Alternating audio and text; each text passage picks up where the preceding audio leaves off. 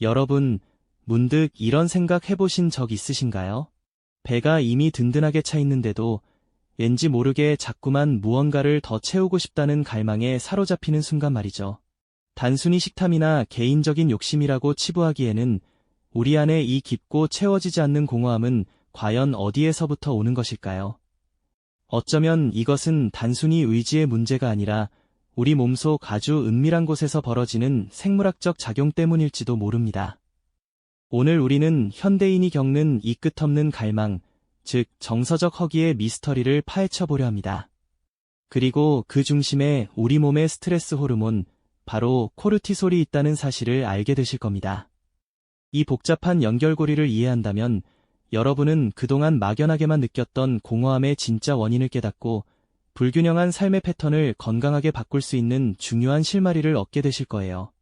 그럼 먼저 이 코르티솔이라는 호르몬이 정확히 무엇인지, 그리고 대체 우리를 끊임없이 배고프게 만드는지부터 함께 알아볼까요?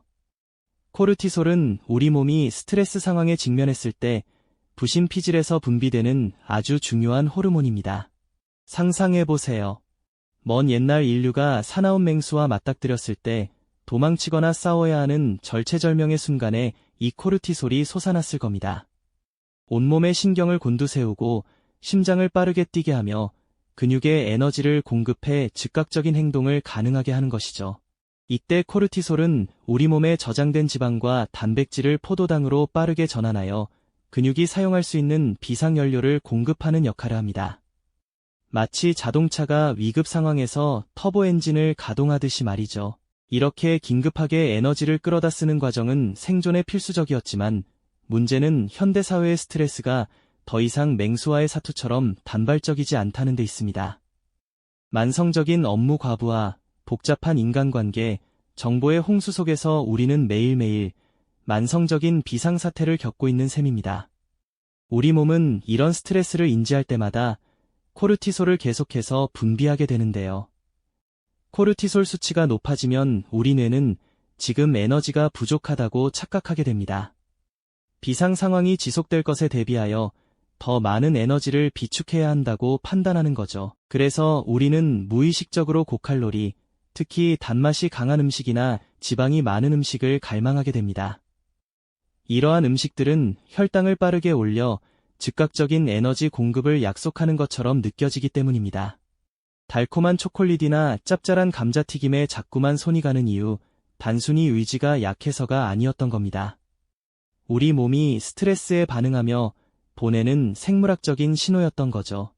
혈당이 급격히 오르면 일시적으로 기분이 좋아지는 듯한 느낌을 받기도 합니다만, 이내 혈당이 떨어지면서 다시금 허기를 느끼게 되는 악순환에 빠지기 쉽습니다.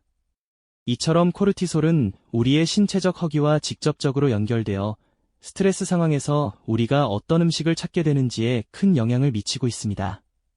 참으로 신기하면서도 한편으로는 안타까운 우리 몸의 반응이죠. 하지만 코르티솔이 우리에게서 앗아가는 것은 단순히 신체적인 허기만이 아닙니다. 이 호르몬은 우리의 만족감과 행복이라는 아주 중요한 감정에도 깊이 관여하고 있습니다. 다음 이야기에서는 코르티솔이 어떻게 우리의 뇌를 속여 진정한 만족감을 느끼기 어렵게 만들고 끝없는 갈망의 굴레에 가두는지에 대해 더 깊이 탐구해 보겠습니다. 네, 지난 시간에 코르티솔이 우리 몸의 생존 본능을 자극해 신체적인 허기를 유발하는 과정을 살펴보았죠. 이제는 이 코르티솔이 우리의 만족감과 행복이라는 훨씬 더 깊은 감정 영역에 어떻게 침투하여 진정한 기쁨을 느끼기 어렵게 만들고 끝없는 갈망의 굴레에 가두는지 그 비밀을 파헤쳐 볼 차례입니다. 코르티솔은 단순히 생존을 위한 호르몬을 넘어 현대사회의 만성적인 스트레스 상황에서 우리 뇌의 중요한 보상 시스템과 감정 조절 기능에 지속적인 그림자를 들이우고 있습니다. 우리 뇌는 쾌락과 보상을 담당하는 도파민이라는 신경 전달 물질을 통해 만족감을 느낍니다. 맛있는 음식을 먹거나 좋아하는 것을 얻었을 때 기분이 좋아지는 이유가 바로 이 도파민 때문이죠. 그런데 코르티솔 수치가 높아지면 우리 뇌는 마치 비상 상황처럼 인식하고 이 도파민 시스템에 미묘한 변화를 일으킵니다. 스트레스가 지속되면 뇌는 일시적으로 강렬한 쾌락을 주는 행동에 더 쉽게 끌리도록 만듭니다. 마치 비상 상황에서 가장 빠르고 쉽게 에너지를 얻을 수 있는 고칼로리 음식을 찾게 되는 것과 비슷하다고 볼 수 있습니다. 문제는 스트레스 해소를 위해 우리가 선택하는 것들이 대부분 즉각적인 만족감을 주는 자극이라는 점입니다. 달콤한 간식을 폭식하거나 충동적으로 쇼핑을 하거나 SNS에서 좋아요를 갈구하는 행동들이 여기에 해당하죠. 이러한 행동들은 잠시 동안 도파민을 분출시켜 우리에게 짧은 행복감을 안겨주지만 그 효과는 마치 신기루처럼 금세 사라지고 맙니다. 그리고 이내 찾아오는 것은 더욱 깊어진 공허함과 또 다른 갈망이죠. 우리 뇌는 스트레스로 인해 망가진 도파민 시스템을 회복하기 위해 더 강하고 더 많은 자극을 끊임없이 요구하게 되는 악순환에 빠지게 됩니다. 이것이 바로 정서적 허기가 시작되는 생물학적, 심리적 메커니즘인 셈입니다. 우리의 뇌가 이렇게 스트레스에 취약한 보상 시스템을 가지고 있다는 사실만으로도 참 버거운데요.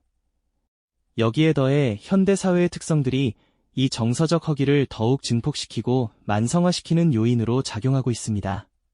과도한 경쟁에 시달리는 직장 생활, 끊임없이 쏟아지는 정보의 홍수, 타인의 삶과 나를 비교하게 만드는 SNS, 그리고 물질적인 성공을 끊임없이 추구하게 만드는 문화적 압력까지. 이 모든 것이 우리를 더 많은 것을 끊임없이 갈망하게 만드는 사회적 환경을 조성하고 있습니다. 바쁘게 돌아가는 도시의 불빛처럼 우리는 늘 무언가에 쫓기듯 살아갑니다. 미디어 화면에서는 온갖 화려한 물건들과 성공한 사람들의 이야기가 쉴 새 없이 쏟아져 나오죠. 좋아요와 팔로워 숫자에 일희일비하며 타인의 시선에 갇히고 경쟁에 지쳐 집에 돌아오면 또다시 쌓여있는 택배 상자를 보며 잠시의 위안을 얻으려 합니다. 이런 사회적 압력과 문화적 환경은 우리의 내적인 만족감을 갉아먹고 겉으로 보이는 성취나 소유물로 허전함을 채우려 들게 만듭니다. 하지만 외적인 것들로 채워지는 만족감은 결코 오래가지 못합니다. 오히려 더 큰 공허함과 함께 끝없는 갈망의 늪으로 우리를 끌고 들어갈 뿐이죠. 결국 현대사회는 코르티솔이 만들어내는 정서적 허기를 더욱 부추기고 우리가 진정한 만족을 느끼기 어렵게 만드는 거대한 시스템 안에서 살아가고 있는지도 모릅니다. 네, 그렇습니다. 현대사회의 거대한 시스템 속에서 우리는 코르티솔이 만들어내는 정서적 허기에 끊임없이 시달리며 진정한 만족을 느끼기 어렵게 된 상황에 놓여 있죠. 하지만 이 끝없는 갈망의 굴레에서 벗어날 실마리가 전혀 없는 것은 아닙니다. 오히려 우리 안에 이 악순환을 끊어낼 수 있는 지혜는 바로 우리가 무엇 때문에 이토록 허기지는지 그 근본적인 메커니즘을 정확히 이해하는 데서부터 시작될 수 있습니다. 단순히 의지로 모든 것을 참아내는 것이 아니라 우리 몸과 마음, 그리고 사회적 환경이 어떻게 복잡하게 얽혀 이 문제를 만들어내는지 종합적으로 통찰하는 것이 중요하죠.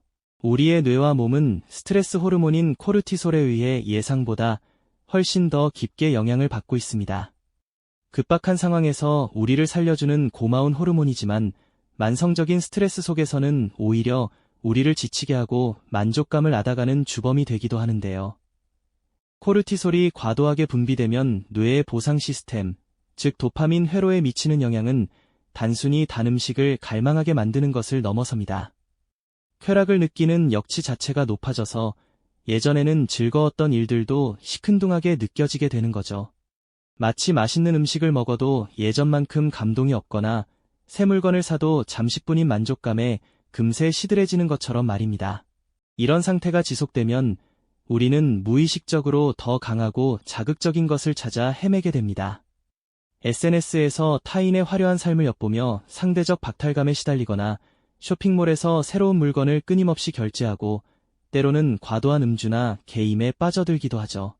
이러한 행동들은 잠시 동안의 도파민 분비를 유도하여 일시적인 쾌락을 선사하지만 근본적인 정서적 허기를 채워주지는 못합니다. 오히려 공허함만 더 커지고 더 큰 자극을 요구하는 악순환의 늪으로 우리를 끌고 들어가는 결과를 낳게 되는 것이죠. 마침이 빠진 독에 물을 붓는 것과 같습니다. 아무리 채워도 채워지지 않는 이 허기는 결국 우리의 삶의 균형을 깨뜨리고 진정한 행복과는 거리가 멀어지게 만듭니다. 그렇다면 우리는 이 거대한 흐름 속에서 어떻게 평정심을 되찾고 진정한 만족감을 느낄 수 있을까요? 악순환의 고리를 끊는 첫걸음은 바로 우리가 무엇 때문에 이토록 허기지는가를 아는 것, 다시 말해 코르티솔과 정서적 허기의 복잡한 관계를 깨닫는 인식의 전환에서부터 시작됩니다. 이 복잡한 퍼즐의 조각들이 맞춰지듯 우리 몸의 생리적 반응과 심리적 갈망, 그리고 사회적 압력이 어떻게 상호작용하는지 깨닫는 순간 우리는 비로소 그동안 막연하게 느꼈던 공허함의 실체를 마주하게 됩니다. 나만의 문제가 아니었구나 하는 공감과 함께 이제는 달라질 수 있다는 희망과 해방감을 느끼는 중요한 지점이죠. 이러한 이해는 단순히 지식으로 머무르지 않고 일상 속에서 건강한 스트레스 관리와 만족감 재설정의 중요성을 깨닫는 계기가 됩니다. 자연 속에서 평온함을 찾거나 명상을 통해 내면의 소리에 귀 기울이고 건강한 식습관을 유지하며 타인과 따뜻한 교감을 나누는 작은 노력들이 모여 우리의 보상 시스템을 서서히 재조정할 수 있다는 것을 의미합니다. 스트레스 상황에서도 평정심을 유지하며 외부의 자극에 휘둘리지 않고 내면의 평화를 찾아가는 지혜를 발휘할 수 있게 되는 것이죠. 오늘 우리가 나눈 코르티솔과 정서적 허기의 관계는 단순히 개인의 문제가 아닌 현대 사회를 살아가는 우리 모두가 직면한 보편적인 도전이라고 할 수 있습니다. 이 지식을 통해 우리는 자신을 더 깊이 이해하고 불필요한 갈망에서 벗어나 진정한 만족을 찾아가는 삶의 지혜를 얻을 수 있을 겁니다. 우리의 뇌와 몸은 우리가 생각하는 것보다 훨씬 더 복잡하게 연결되어 있습니다. 이 연결고리를 이해하는 것만으로도 우리는 더 평온하고 풍요로운 삶을 향한 첫걸음을 내디딜 수 있습니다. 그렇다면 이 코르티솔의 파도 속에서 우리는 어떻게 평정심을 되찾고 진정한 만족감을 느낄 수 있을까요? 다음 이야기에서는 이 질문에 대한 구체적인 해답을 함께 찾아보겠습니다. 이 영상이 도움이 되셨다면 좋아요와 구독 부탁드립니다. 여러분의 응원이 제게 큰 힘이 됩니다. 다음 영상에서도 더 유용한 정보를 공유하겠습니다. 감사합니다.